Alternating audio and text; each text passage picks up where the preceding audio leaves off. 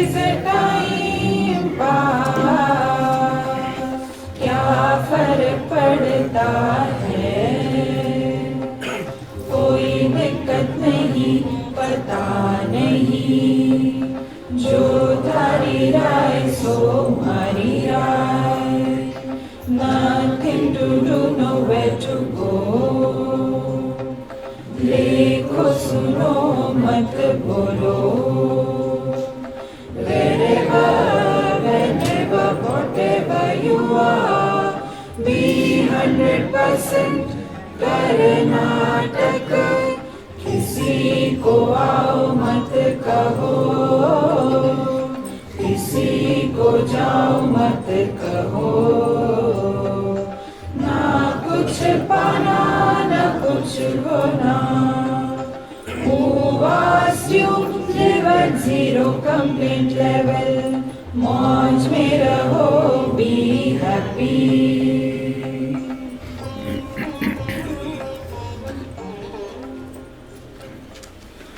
श्री कृष्णा श्री कृष्णा श्री कृष्णा श्री कृष्णा। गुरुर्ब्रह्मा गुरुर्विष्णुः गुरुर्देवो महेश्वरः, गुरु साक्षात् परं ब्रह्म, तस्मै श्री गुरवे नमः, तस्मै श्री गुरवे नमः।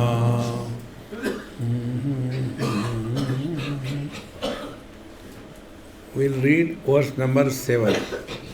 उपाधिरहितं स्थानं वाङ्मनोतीतगोचरं, स्वभावं भवसंग्राह्यम् असंघातं पदाच्युतम्, अनानानन्दनातीतं दुष्प्रेक्षं मुक्तमव्ययम्, चिन्त्यमेव विनिर्मुक्तं शाश्वतं ध्रुवमच्युतम्। उपाधि स्थान रहितम। यदि पूछा जाए कि आकाश कहाँ है, क्योंकि आकाश पर जब उपाधि चढ़ जाती है तो उसी आकाश को पूर्व पश्चिम उत्तर दक्षिण कहा जाता है। उपाधि माने कोई कंडीशनिंग। तो आकाश पर कौन सी कंडीशन चल गई? सूर्य और पृथ्वी इनका रिश्ता है। तो हम क्या कहते हैं कि जिस दिशा में सूर्य उगता है वो पूर्व दिशा है, और पूर्व दिशा में सूर्य उगता है।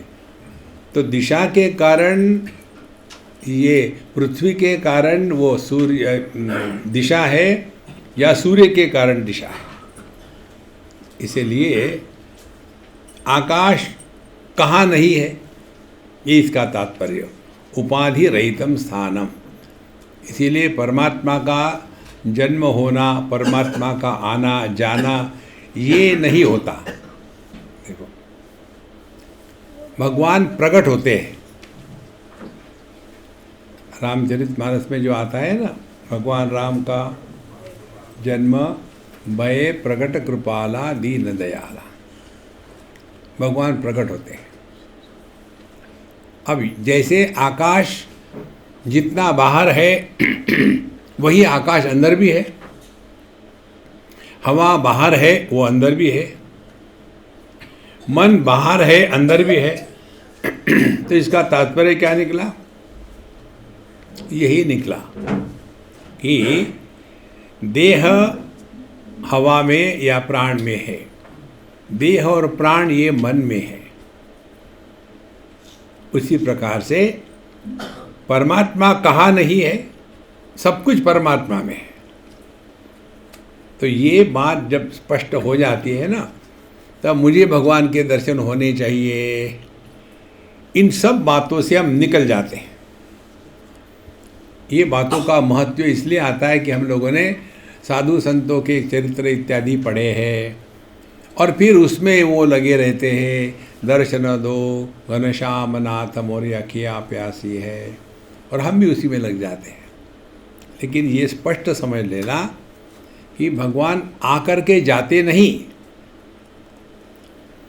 यदि आप ध्यान के लिए बैठे और भगवान का दर्शन हो गया और चले गए, तो ये अपने मन की गड़ंत है।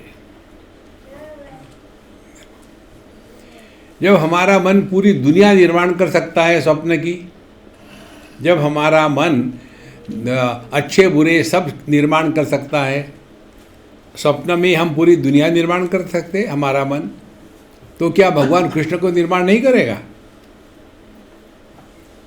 देखो, तो परमात्मा प्रकट होते हैं, ये ध्यान पक्का रख देना। भगवान प्रकट होते हैं, क्योंकि भगवान कहाँ नहीं है? देखो, तो उपाधि रहितम स्थानम, ऐसा कौन सा स्थान है कि जहाँ भगवान नहीं है? उसके बाद वांग मनोतीत गोचरन, अतीत गोचरम, जो वाणी मन और वाचा के परे है। वाणी वांग मन मन और अतीत गोचरम, और जितने भी हमारे इंद्रिय है इन सब के परे है। माने क्या किया है इसमें? सभी उपाधियों को हटा दिया है। देखो, उपाधि को हटा दिया तो जिस पर उपाधि अध्यारोपित करी गई थी वो खुल गया। पत्नी के उपाधि को हटा दिया, कैसे? डाइवोर्स ले लिया। तो डाइवोर्स लेने के बाद कौन मरा?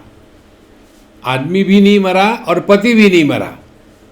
आदमी इसलिए नहीं मरा कि सामने खड़ा है दूसरा विवाह करने के लिए, और पति इसलिए नहीं मरा कि तो कभी था ही नहीं। पति नाम की कोई स्टोर वस्तु है क्या? लेकिन दुखी कौन हो रहा है? ये दुखी हो रहा है जो नहीं है। ये बात आपके हृदय में जब उतर जाएगी ना, आप एकदम हल्के फुल्के हो जाओगे। अभी चक्कर यही है, हमने अपने आप को माँ बाप भाई बहन सास बहू ये इतना जबरदस्त मान के रखा है, इससे निकलना ही नहीं चाहते। तो ये सब अध्ययन करने के पश्चात औपाधिक व्यक्तित्व के माध्यम से यदि हम दुखी हो रहे हैं तो अभी तक जितना पड़ा गंगा जी में बह गया। देखो, उपाधि रहितम स्थानम वांग मनोतीत गोचरम और स्वभावम, अपने आप में परिपूर्ण है। स्व अपना आपा, भावम अपने आप में होना। इसीलिए हम जो कहते हैं ना, be happy, don't become happy. मौज में रहो, मौज करो नहीं। हम लोग मौज करते हैं और फंस जाते हैं। होना और बनना, इसमें बहुत फर्क है। आदमी होता है, पति बनता है। देखो, स्त्री होती है, सांस बनती है। यदि इसको थोड़ा सूक्ष्मता से विश्लेषण करें तब पता चलता है। एक लड़के ने एक लड़की से शादी कर ली। पहले तो वो वहाँ पत्नी पैदा हो गई और वहाँ पति पैदा हो गया। उसके बाद सास पैदा हो गई, ससुर पैदा हो गए। ये सारे ससुरे कहाँ हैं? और ये सबको परेशान कर रहे। अच्छा, बढ़िया बात क्या है? परेशान करने वाले भी बेवकूफ़, परेशान होने वाले सुपर बेवकूफ़। ये सब औपाधिक खेल चल रहा है। इसीलिए महाराज, अध्यात्म साधना का तात्पर्य अपने में विशेषता निर्माण नहीं करनी है। जो निर्विशेष सत्ता है वो अपना स्वरूप है। निर्विशेष सत्ता, विशेष सत्ता क्या है? मैं स्त्री, मैं पुरुष, मैं जवान, मैं बूढ़ा, मैं पढ़ा लिखा, मैं अनपढ़, मैं अमीर, मैं गरीब। इतनी सारी विशेषता सर के ऊपर चढ़ा ली। फिर रिट्रीट को आए, यहाँ एक और चढ़ा दी, वेदांत मालूम है? नहीं, तुम्हारा जीवन व्यर्थ हो गया। तुमको क्या मालूम है? कुछ नहीं। देखो, जो ज्ञान अज्ञान के परे है उसको कैसे जानोगे आप? इसीलिए स्वभावम भवसंग्राह्यम, जो सबका आधार है लेकिन जिस पर किसी का प्रभाव नहीं पड़ता, ये केवल एक ही प्रकार से सिद्ध हो सकता है, केवल अपने अनुभूतियों का विश्लेषण करके उससे सीखना। दूसरा कोई उपाय नहीं इसके लिए। ये उदाहरण हमने आपको 1000 बार दिया है। सभी रूप रंग का आधार हमारी दृष्टि है। रूप रंग विशेषता है, दृष्टि निर्विशेष है। लाल, पीला, हरा, लंबा, चौड़ा, ये विशेषता है। लेकिन इन विशेषताओं को प्रकाशित करने वाली और आधार देने वाली जो दृष्टि है वो निर्विशेष है। इसी प्रकार से इंद्रिय विशेष है, आंखें केवल देखेगी, नाक केवल सूंघेगी, लेकिन मन निर्विशेष है। अब मन में विशेषता आ गई राग द्वेष की, और उसके ऊपर चले जाओ तो बुद्धि आ गई। बुद्धि में राग द्वेष नहीं, वह विवेक है। देखो, और उसके ऊपर चले जाओ तो आप चेतना में आ गए। विवेक की जरूरत ही नहीं, केवल एक मात्र है। सभी प्राणी मात्रियों में एक चेतना है, और चेतना में भी विशेषता क्या है? वह प्रकट होती है, अप्रकट होती है, जन्म मृत्यु। लेकिन ये कौन प्रकट हो रहा है? तो यह जो चैतन्य है वो प्रकट हो रहा है। ये स्टेप्स पक्की पकड़ लेना है, फिर जाकर के हम आराम से शांति प्रसन्न होकर के रह सकते हैं। स्वभाव भव संग्राह्यम असंघातम पद अच्युतम। इसीलिए यह देह के परे और यह जो पदम है अच्युतम, कभी गिरता नहीं। अध्यात्म में आपने देखे होंगे, भगवद गीता में 6वें अध्याय में आता है, शुचि नाम श्रीमताम गेहे योग भ्रष्टो भी जायते अथवा योगिनामेव कुले भवति धीमताम। 2 श्लोकों में आता है। योग भ्रष्ट ये शब्द है, कर्म भ्रष्ट ये भी शब्द है, लेकिन ज्ञान भ्रष्ट और भक्ति भ्रष्ट ये शब्द नहीं है। देखो, भक्ति में इसलिए नहीं गिरते क्योंकि ऑलरेडी भगवान के चरणों में गिर चुके, और कहाँ गिरेंगे। और ज्ञान में इसलिए नहीं गिरते कि वहां गिरने वाला ही गायब हो गया। आकाश कहीं गिरेगा क्या? आकाश नहीं कहीं गिरता। इसलिए चिंत्यमेवं निर्मुक्तम शाश्वतम पदम अव्ययम न। ये अगला श्लोक है, स्वभाव भव संग्राह्यम असंघातम पदाच्युतम। अब 8वें श्लोक में कहते हैं आनंद अतीतम अनानंदतीतम। तात्पर्य क्या है? जो सुख दुख के परे है। अनानंद और आनंद, आनंद का विरोधी दुख, या इन्होंने अ के पहले निगेशन करना है तो अन प्रत्यय आता है, इसलिए अनानंद और आनंद, जो इन सुख दुख के परे है। अब देखो कितनी सरल बात है। लाल पीले के परे क्या है? दृष्टि। सुख दुख के परे क्या है? मन। सुख का भी आधार वही है, दुख का भी आधार वही है। इसी को लेकर के हम कहते हैं जिस अनुभूति में अनुभवकर्ता का जन्म नहीं होता वो अपना स्वरूप है। अनानंद नातीतम दुष्प्रेक्षम। और इसीलिए यह इसको दुष्प्रेक्षम, उसको ग्रहण करना बड़ा कठिन है। कैसे? आकाश को कैसे ग्रहण करोगे? जैसे हमने अनेक वस्तु को देखा, ये अनेक वस्तु की अनेकताएं इसलिए है कि इनके बीच में आकाश है। आप इतने सारे बैठे हो, क्योंकि हर एक के बीच में आकाश है, दोनों के बीच में, तभी ये संभव है। लेकिन होता क्या है, हमारा ध्यान विशेषताओं पर जाता है, जो निर्विशेष है वहां हमारा ध्यान नहीं जाता। देखो, निर्विशेष पर ध्यान गया तो आदमी डरने लग जाता है, फिर गुनगुनाने लगेगा। निर्विशेष क्या है? शांति। लेकिन ये शांति भी विशेष हो जाती है, क्योंकि शांति अशांति का विरोधी है। तो फिर निर्विशेष क्या है? निर्विशेष शांति के द्वारा जो बढ़ती नहीं और अशांति के द्वारा जो नष्ट नहीं होती, वो प्रशांति, वो है तत्व। प्रशांत मनसम येनम। देखो, इसीलिए महाराज दुष्प्रेक्षम, हम कहीं ना कहीं फंसे हैं। देखो, विषयों में फंसे हैं तो अपने इंद्रियों के पास पहुंचोगे ही नहीं। इंद्रियों में फंसे हैं तो मन के पास पहुंचोगे नहीं। मन में फंसे हैं तो विवेक के पास पहुंचोगे नहीं। विवेक में फंसे हैं तो चेतना में नहीं पहुंचोगे।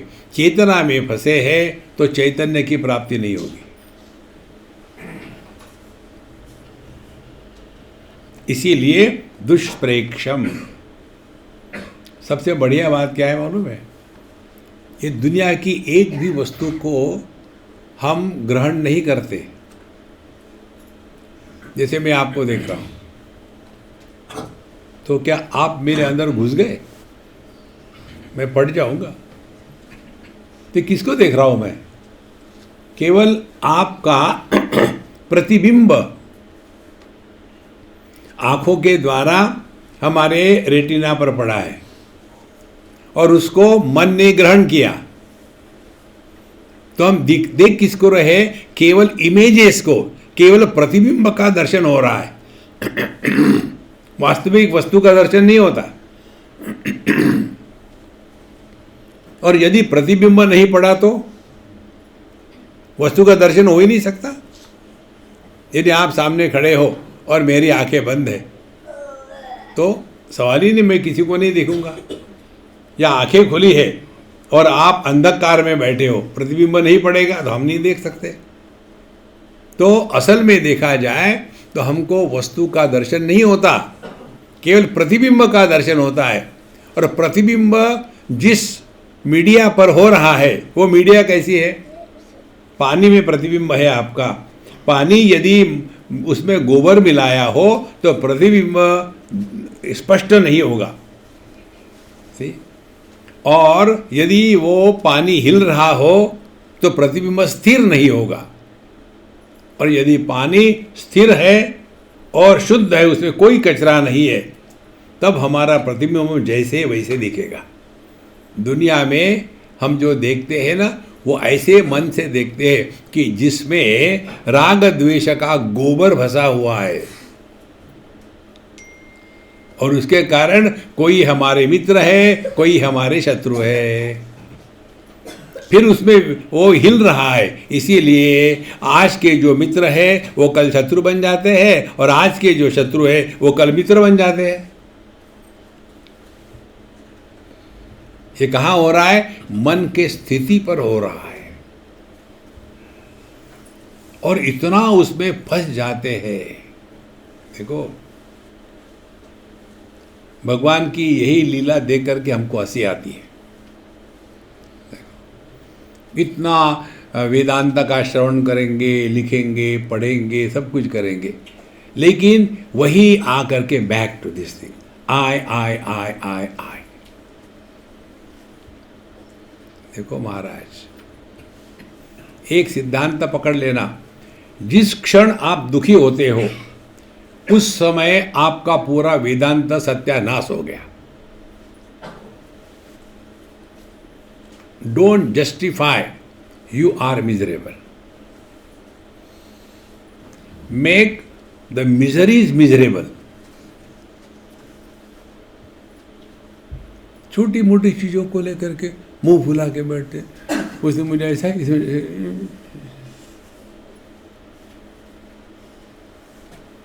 भगवान ने केवल मनुष्य को ही इस्माइल करने का फैसिलिटी दिया है।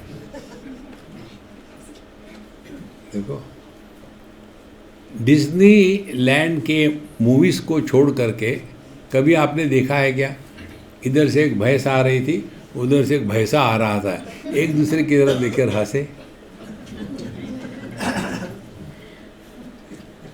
मनुष्य होने के बाद जो हंसता नहीं ना, भगवान अपनी गलती सुधारेंगे। ठीक है बाबा, गलती मेरी है, अगले जन्म में गधे में जा। स्थित प्रज्ञ। देखो, इसीलिए दुष्प्रेक्षम कठिन इसलिए है कि हम फंसे इस दुनिया में। फिर मुक्तम अव्ययम, असल में देखा जाए तो हम बंधन में नहीं है, कल्पना ही कल्पना है। ये बात हमने जर्मनी में सीखी। हम जिनका रहते थे, अंग्रेज थी, लेकिन उसका अपने ये इंडियन नाम रख लेते ये लोग, तो उसका नाम माया था। तो उसका स्टूडियो था। तो हम जब गए, बड़ी आवा भगत हो गई। फिर उसने कहा कि see my friend got this coke for you, do you take it? I said okay, if you brought I take little. तो मैं देख रहा था कि ये एक साथ रह रहे हैं, माय फ्रेंड कह रही है क्या है, हम तो गांव के आदमी, हमको क्या पता। फिर एक बार बोलते बोलते उसने कह दिया, he is my ex husband. एक ही घर में वैसे ही रह रहे जैसे पहले रहते थे। पहले पति पत्नी थे, अब डाइवोर्स कर लिया, अब एक्स हस्बैंड हो गया, फिर साथ में रहते हैं। अब क्या फर्क पड़ा? और फिर उनमें सब बंटवारा होता है। If I take one coke which he has brought, I have to replace it. कितना तमाशा है। इसीलिए मुक्तम, हम बंधन में नहीं है। जैसे दृष्टि रूप रंग के बंधन में नहीं है, इंद्रिय विषयों के बंधन में नहीं है, मन वृत्तियों के बंधन में नहीं है, समुद्र लहरों के बंधन में नहीं है, हम जागृत स्वप्न सुषुप्ति समाधि इनके बंधन में नहीं है। कितने बार आके चले गए। जागृत आया तो क्या मिला हमको, स्वप्न आया तो क्या मिला, सुषुप्ति आई तो क्या खोया, समाधि लगी तो क्या खोया।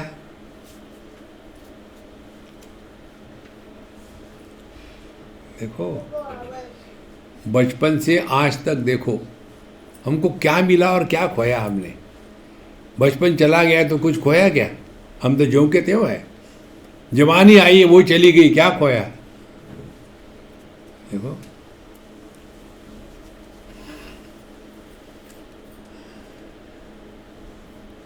बिल्कुल सरल बात है। चलती का नाम गाड़ी, बेरंगी को कहते नारंगी, जिसको पाया उसको कहते खोया, देख कबीरा रोया। सब उल्टी बातें हैं सब। इसीलिए महाराज मुक्तम, पहले इतना ही समझ, हम बंधन में नहीं है बस। जैसे एक एक्टर स्टेज पर एक्टिंग करता है तो वो बंधन में नहीं होता,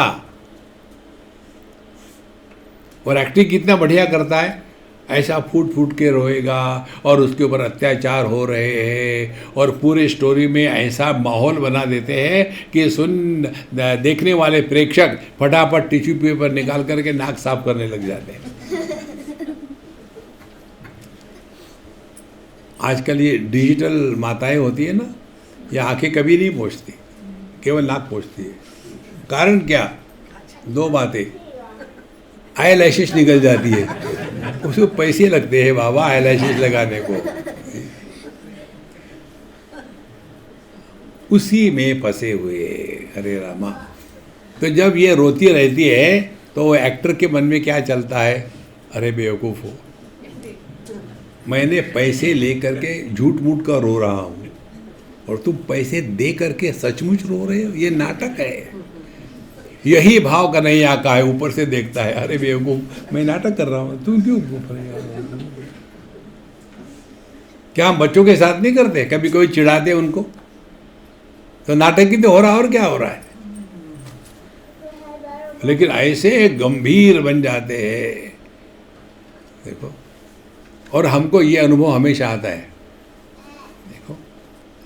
और समझो हमने किसी के साथ बात करी, उसके नज़दीक लिया, कैसे क्या है, और चल गए। बाकी के देखो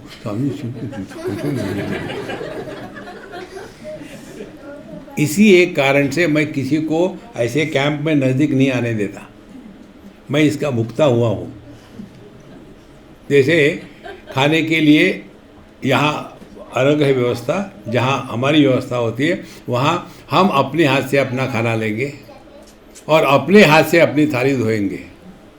उसमें कंपटीशन हो जाती है, कल तुमने लिया था आज मैं लूँगा, अरे राम राम, या थाली धोने के लिए आया क्या? लेकिन वही चक्कर शुरू हो जाता है।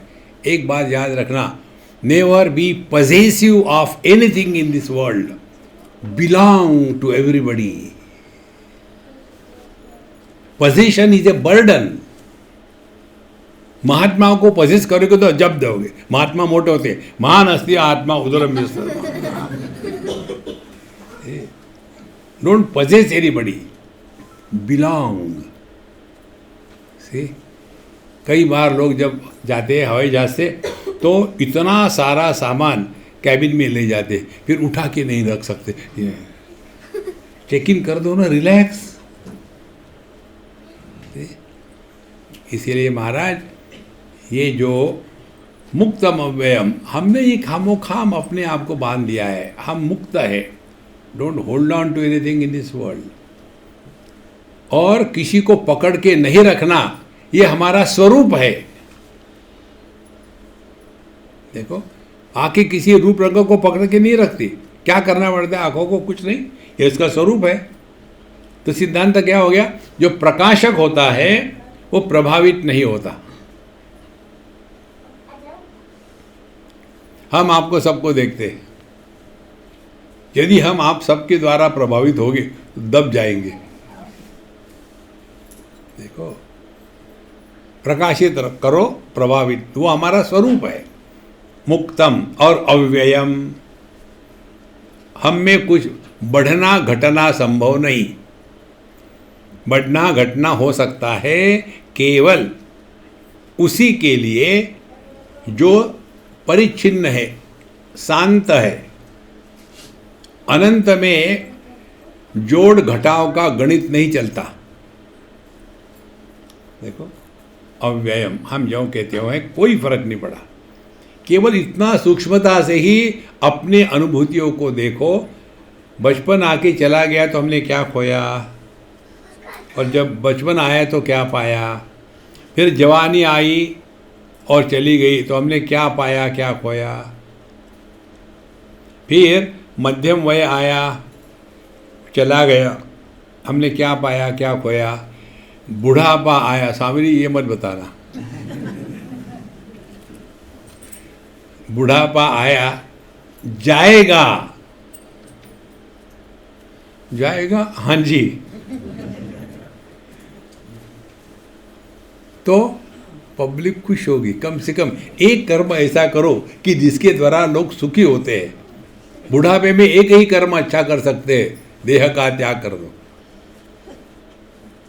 देखो, ये आशीर्वाद हमको आसाम का सबसे अच्छा लगता है। जो हम लोग यहाँ कहते हैं ना, शतायुषी भव कुर्वन्ने वेह कर्माणि जिजी विषय शतकम समा। कर्म करते करते 100 साल जीने की इच्छा करो तो शतायुषी भव। आसाम में चले जाओ, वहाँ कहते हतायुषी भव, क्योंकि वहाँ श का उच्चार ह होता है। हम लोग आसाम कहते हैं, आसामी लोग अहोम कहते हैं, आसाम नहीं कहते। इसीलिए मुक्तम अव्ययम ये हमारा स्वरूप है। और नित्यम एवं विनिर्मुक्तम, चिंत्यम एवं विनिर्मुक्तम, यही चिंतन हमको करना है। करना शारीरिक कुछ नहीं, बौद्धिक, कि अपना ये स्वरूप है, एवं चिंत्यम। देखो, और आप देखेंगे, यदि आपको बताया आकाश का चिंतन करो, करो 2 मिनट के लिए,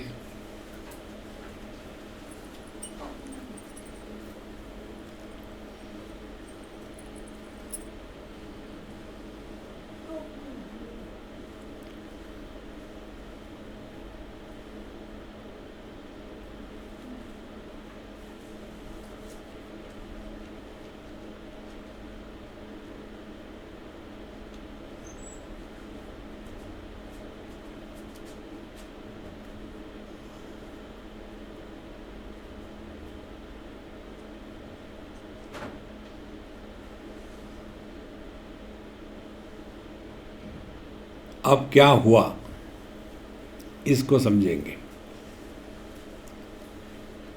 आकाश निर्विकार निराकार होने के कारण मन में कोई भी विकार नहीं आते। देखो,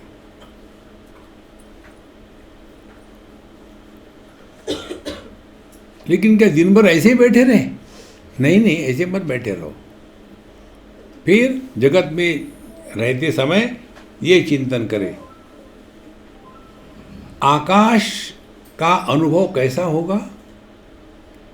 तो आकाश चारों भूतों को आधार देता है, किसी का तिरस्कार नहीं करता, लेकिन किसी के भी द्वारा प्रभावित नहीं होता।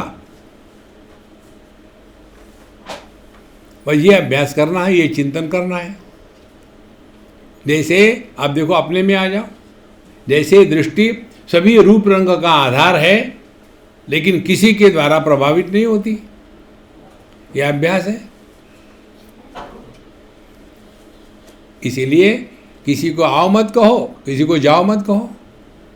किसी को आओ कहना माने दोस्त निर्माण किए, किसी को जाओ कहा माने दुश्मन निर्माण किए। ना कोई दोस्त है ना कोई दुश्मन है। देखो महाराज, चिंत्यम एवं, इस प्रकार से चिंतन बना रहे। तो अपने साथ जब है तो आकाश की धारणा करें, मन को आकाश ही एक विषय दे, तो मन धीरे धीरे एकदम शांत हो जाएगा, निर्वृत्तिर हो जाएगा। निवृत्तिनाथ महाराज, निर्वृत्ति हो जाएगा।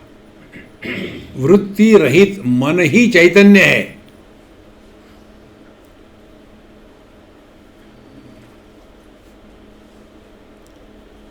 एक भी वृत्ति नहीं, और नींद भी नहीं, क्योंकि नींद भी वृत्ति है। पतंजलि महर्षि कहते हैं, अभाव प्रत्ययालंबना वृत्ति ही निद्रा। जहां अभाव को विषय बनाया जाता है, उस अभाव को ग्रहण करने वाली जो स्थिति है मन की, उसको वृत्ति कहते हैं। और जो भाव अभाव के परे है, वो अपना स्वरूप है। इसीलिए सुख आए चला गया, दुख आया चला गया, मन ज्यों का त्यों है। या डिस्कोर्स हो गया, हम चले गए, फिर भजन कीर्तन हुआ, चले गए। ये प्रकाश को क्या फर्क पड़ा? कुछ नहीं। इसीलिए चिंत्यमेवं और विनिर्मुक्तम, और इस प्रकार से हम हमेशा के लिए मुक्त ही है, हम बंधन में नहीं है। हमने अपने आप को बांध के रखा है। साधु संत लोग एक उदाहरण देते हैं। एक पक्षी है तोता। ये तोते को पकड़ने की प्रक्रिया इस प्रकार से है, किसी जगह में एक डंडा बांध करके उसमें एक ट्यूब लगा देते हैं, और ट्यूब ढीली होती है और वहाँ कुछ फल इत्यादि टांग दिए, तो तोता आकर के उस पर बैठेगा। लेकिन वो ट्यूब और अंदर का डंडा ये ढीला होने से ये ट्यूब घूम जाती है। ये ट्यूब घूम गई तो तोता नीचे गया, पैर ऊपर ही लटक गया। अब उसको डर लगता है, यदि मैं पैर छोड़ूंगा तो गिर जाऊंगा। बेवकूफ़ ये नहीं समझता छोड़ने से तुम उड़ जाओगे, ये नहीं समझता हो, और पकड़ के रखता है, और फिर बहेलिया आकर के उसको पकड़ के ले गया। देखो महाराज, हम भी यही करते हैं, पकड़ के रखते। छोड़ो, जो छोड़ नहीं सकता वो सो भी नहीं सकता, रात भर परेशान करवटें बदलते रहे। इसीलिए चिंत्यमेवं निर्मुक्तम शाश्वतम, और यह 2 मिनट के लिए नहीं है, ये हमेशा ऐसा ही था, ऐसा ही है, ऐसा ही रहेगा, शाश्वत है। शाश्वत माने जिसमें काल की दाल नहीं पकती, हम जो कहते हैं। देखो, इसी को कहते हैं ये महाकाल है। हमारे भगवान कृष्ण जो कहते हैं ना भगवद गीता के 11वें अध्याय में, कालोस्मि लोक क्षयकृत प्रवृद्धः। काल माने जो सभी परिवर्तनों का आधार होते हुए भी किसी भी परिवर्तन से प्रभावित नहीं होता, उसको महाकाल कहते हैं। हम काल का अर्थ करते हैं 1 मिनट, 2 मिनट, 1 घंटा, 2 घंटा। ये काल का नाप है, ये काल नहीं है। देखो, लीटर मान के कोई वस्तु है क्या? 1 लीटर दूध, 1 लीटर पानी। इसी प्रकार से ये जो मिनट है, घंटे है, ये काल नहीं है, ये काल का नाप है। तो काल क्या है? जो सभी परिवर्तनों का आधार होते हुए भी जिसमें कोई परिवर्तन नहीं होता, वह काल है। देखो, ये महाकाल आप और हम हैं। बचपन के परिवर्तनों का आधार रहे, वो चला गया। जवानी के परिवर्तनों का आधार रहा, वो चला गया। मध्यम वय के परिवर्तनों का आधार, वो चला गया। बुढ़ापे का आधार, ये भी जाएगा। अपन को क्या फर्क पड़ा?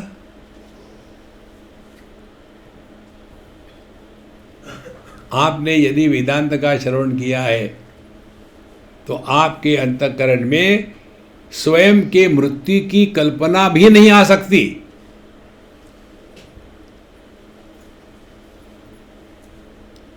मरने भी नहीं देते, रोते रहो।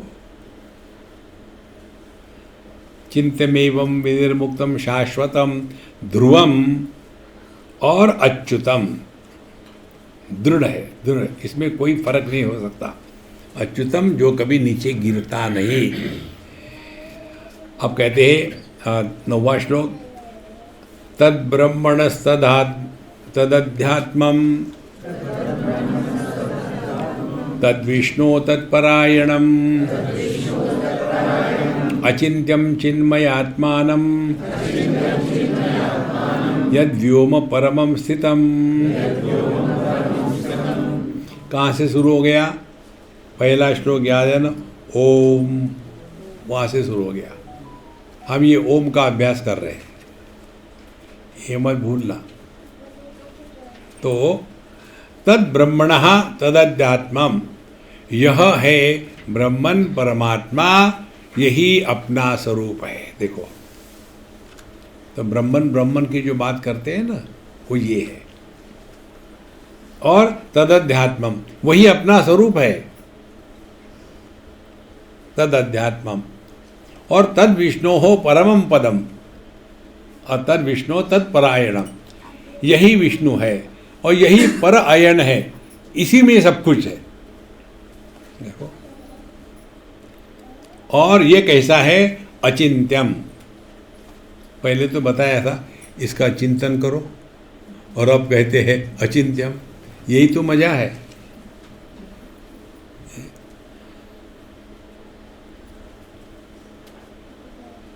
जिसका चिंतन करते करते चिंतन और चिंतन करने वाला दोनों गायब हो गए।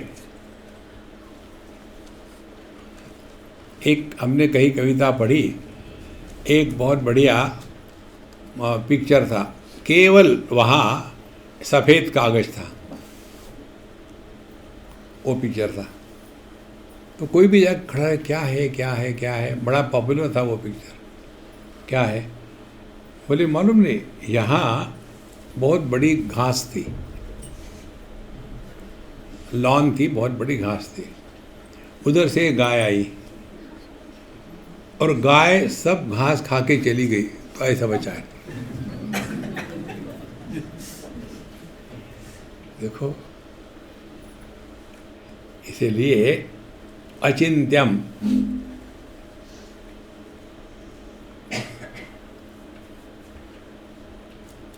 बर्फ ने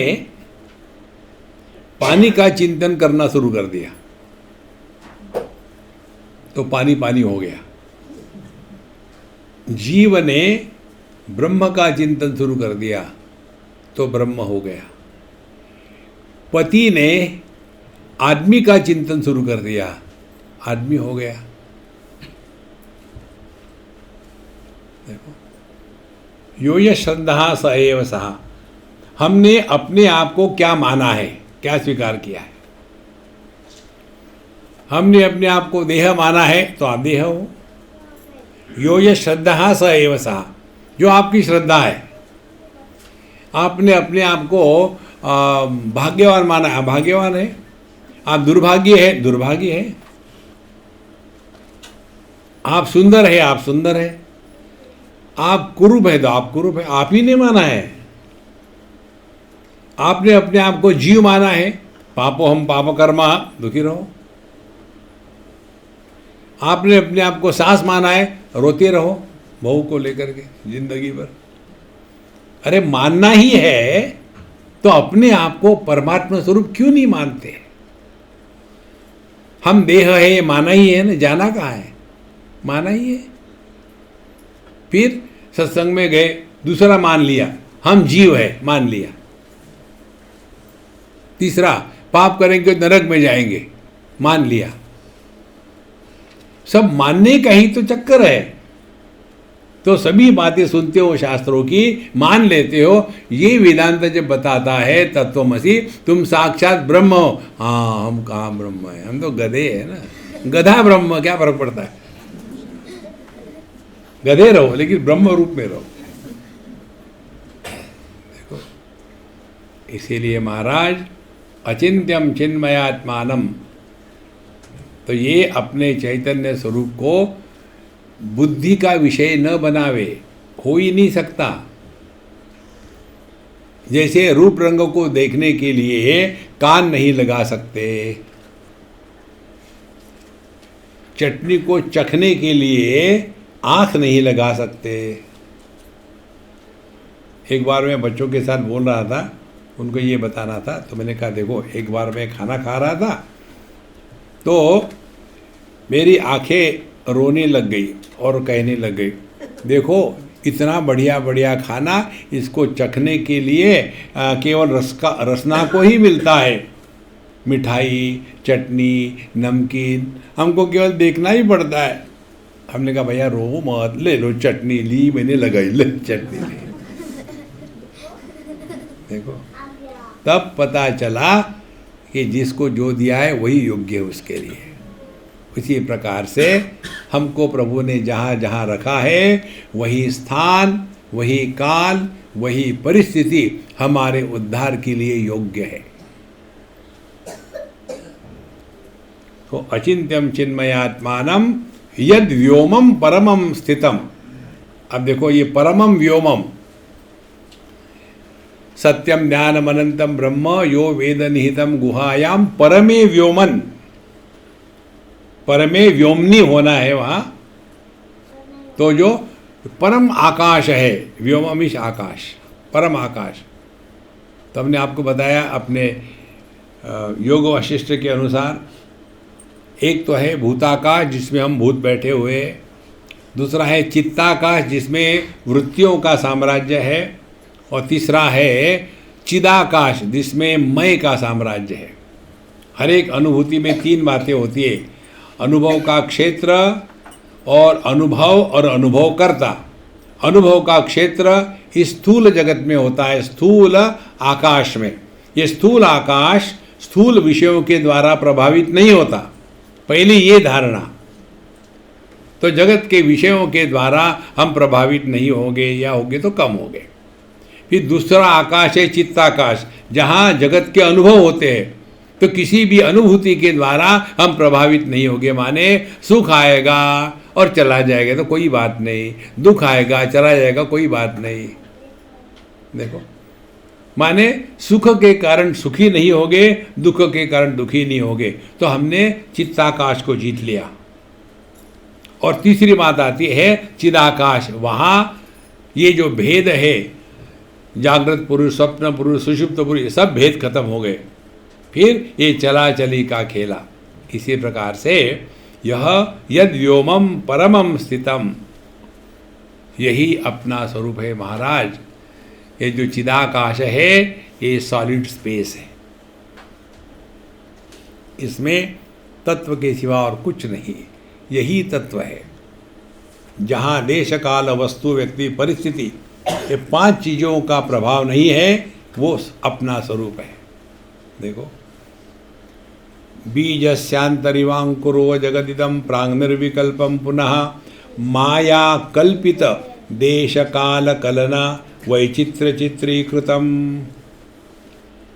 एक सॉलिड सोने से आभूषण बनते हैं, माने क्या बाहर से आते हैं कहीं? फिर उसमें देश काल कलना, देश उसको आकार देते हैं, काल वो कब बनाया है, कलना उसमें परिवर्तन आते हैं। ये सब का सब कहाँ हो रहा? क्या कोई भी आभूषण सुवर्ण से अलग होकर के ये सब कर सकता है? क्या ये आभूषण बाहर से आकर के सुवर्ण पर बैठा है? तो सुवर्ण के जिस प्रकार से आभूषण का बनना, माने क्या, उस पर देश काल परिस्थिति कलना इत्यादि का प्रभाव दिखना, उसी को कहते हैं ये संसार निर्माण हो गया। उसी प्रकार से सुषुप्ति में हम सॉलिड स्पेस होते हैं।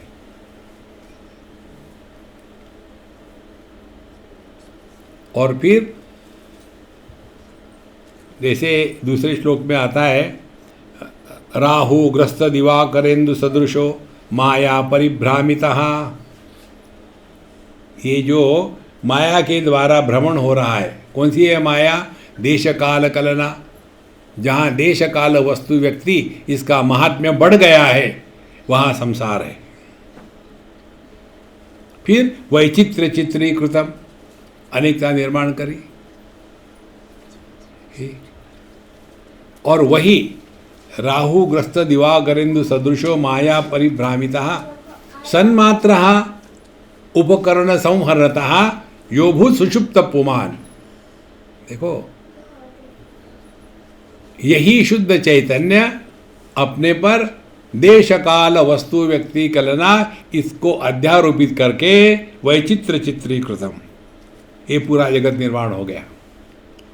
फिर सोते समय जितने भी उपकरण है, ज्ञानेन्द्रिय कर्मेंद्रिय मन बुद्धि, उपकरण संहरणतः, फिर यो भूत सुषुप्त पुमान, फिर वही नींद को धारण करता है। और फिर जगने के बाद प्राग स्वाप्समिति प्रबोध समय स्वात्मान प्रत्यभिज्ञायते। तो कौन जानता है कि मैं सोया था? ये प्राज्ञ या सुषुप्त पुरुष नहीं जानता, क्योंकि वो तो जागृत में है ही नहीं। तो कौन कहता है? इसीलिए हमने आपको पिछले बार बताया था कि इस पर चिंतन करो, कौन सोता है, दिखाना मत सो करके। कौन सोता है? जागृत पुरुष नहीं सोता, स्वप्न पुरुष नहीं सोता, सुषुप्त पुरुष भी नहीं सोता। यदि वो सो रहा है तो नींद को किसने जाना? देखो महाराज, और ये हम सब कहते हैं। कल रात को बड़ी अच्छी नींद आई थी, लेकिन बीच बीच में एक दो बार बुरे सपने भी आ गए। कौन कहता है? नींद में जागृत पुरुष नहीं था जो कह सकता है, सपने में जागृत पुरुष नहीं था जो कह सकता है। कहते तो जरूर है, तो कौन कह रहा है? तो जो जागृत में रहते हुए जागृत पुरुष नहीं बना, जो सपने में रहते हुए स्वप्न पुरुष नहीं बना, जो सुषुप्ति में रहते हुए सोया नहीं, वही ये वाक्य कह सकता है कि मुझे अच्छी नींद आई थी, बीच बीच में खराब सपने आए थे। कहते तो हम सभी है, इसका चिंतन नहीं करते। कौन कह रहा है?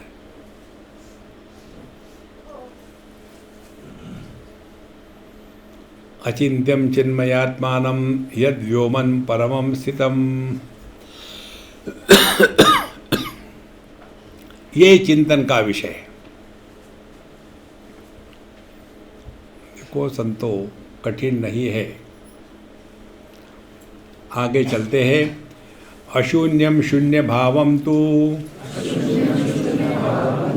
शून्यातीतम हृदि स्थितम न ध्यानम न च ध्याता न ध्येयो ध्येय एव च। अशून्यम, जिसका कभी अभाव नहीं हो सकता।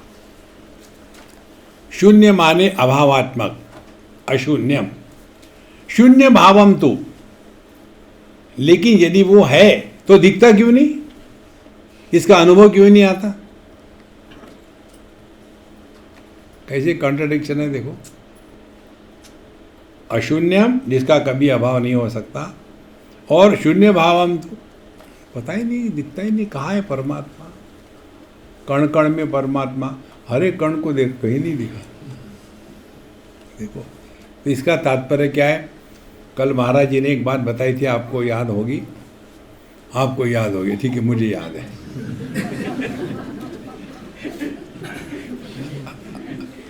हमको समझ में ही कहाँ आया। उनकी शास्त्र प्रचुर भाषा थी, और जिनको शास्त्रों के अध्ययन के संस्कार नहीं है ना, उनके लिए वो बमसर थे। मैंने इसीलिए मैं उन्हीं की तरफ देख रहा था, बाकी नहीं देख रहा था, क्योंकि मुझे दुख होता भी। देखो, एक बार मुझे किसी ने पूछा था, स्वामी जी आप ये जो बताते हैं कुछ समझ में नहीं आता। तो मैंने गलती से कह दिया, बंदर क्या जाने अदरक का स्वाद। उसको गुस्सा आ गया, आपने मुझे बंदर कहा। नहीं नहीं नहीं, बंदर तो मैं हूं, आप अदरक हो।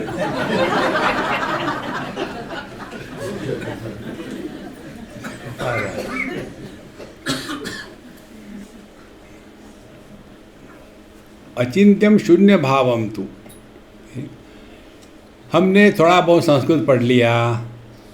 शून्य माने अभाव, अशून्यम माने अभाव का अभाव, शांति अशांति। देखो, अशांति माने शांति का अभाव, शून्यम माने अभाव, अशून्यम माने शून्य का अभाव। क्या हो गया?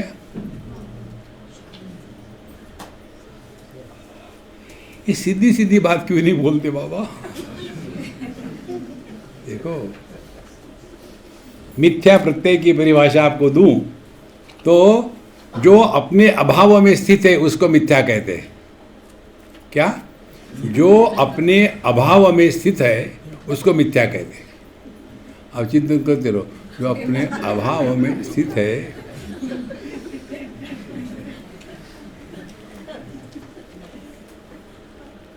इसीलिए बड़ा कठिन लगता है।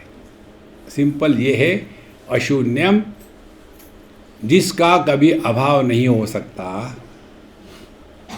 शून्य भावम तू, लेकिन जिसको हम कभी ग्रहण भी नहीं कर सकते, देख भी नहीं सकते कि ये है इस प्रकार से। और तू शून्यातीतम, तीन बातें हो गई, अशून्यम, शून्य भावम, शून्यातीतम, माने जो भाव अभाव के परे है। ये सबका तात्पर्य इतना है। देखो, होना नहीं होना इसके परे है। हमारे ज्ञान में तीन विकल्प है। अमुक वस्तु है, ऐसे उदाहरण ले लो, अभी हमारे हाथ पर ये ब्लूटूथ माउस है, देख लिया, हाँ जी देख लिया, फिर हमने इसको निकाल दिया। अब पूछा, अब हमारे हाथ पर क्या है? माउस नहीं है। कारण क्या? पहले आपका ज्ञान ये वस्तु के द्वारा प्रभावित होकर के आपने कहा कि माउस है, इसको निकाल दिया, अब माउस नहीं है, तो आपका ध्यान कहाँ है? वो माउस की तरफ है। कारण क्या? बिल्ली हो। अरे बाबा, हाथ तो ज्यों का त्यों है ना। जो भाव और अभाव का अनुभव होता है वो केवल मानसिक प्रत्यय है।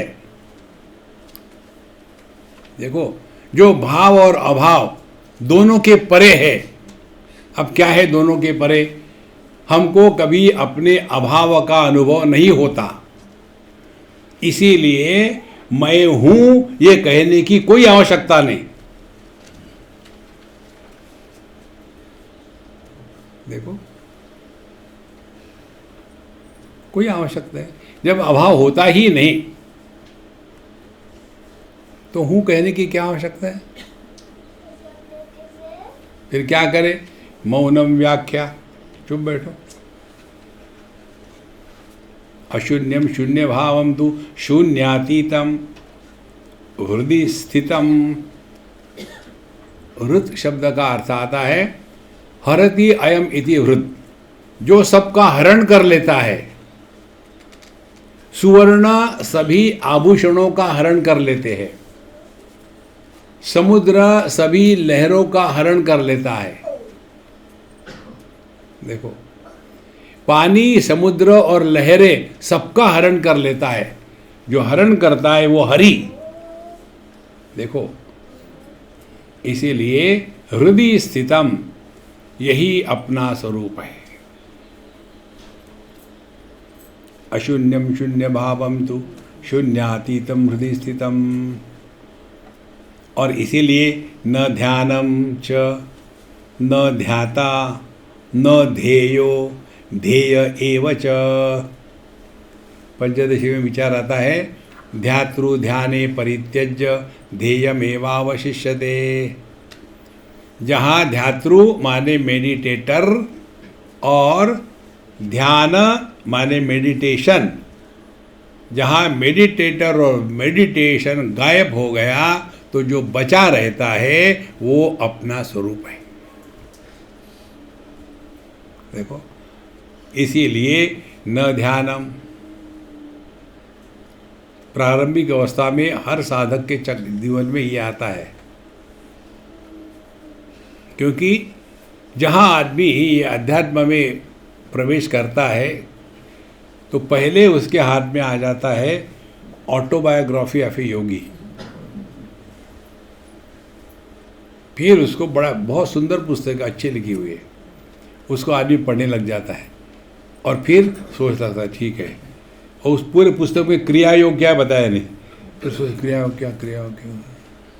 पतंजलि ने बताया क्रिया योग।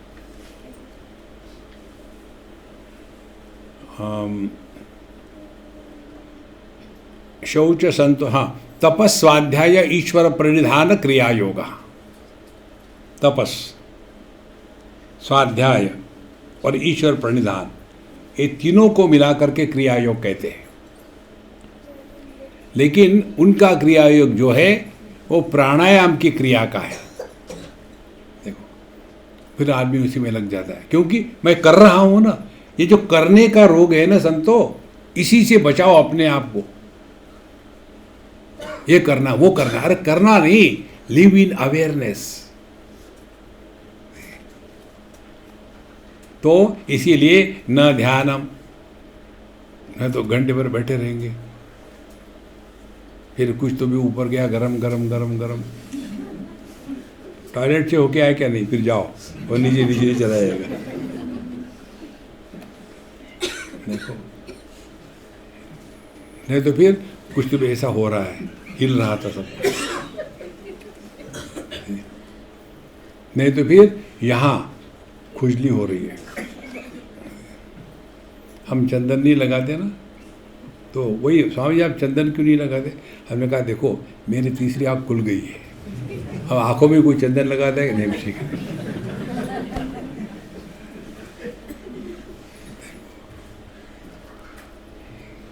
ये सब प्रक्रियाएं होती है, इसको क्रिया कुंडलिनी या प्राण कुंडलिनी कहते हैं। और आदमी क्रिया में और प्राण में फंसा रहता है, हमको इनके परे चक्कर से निकल जाना है।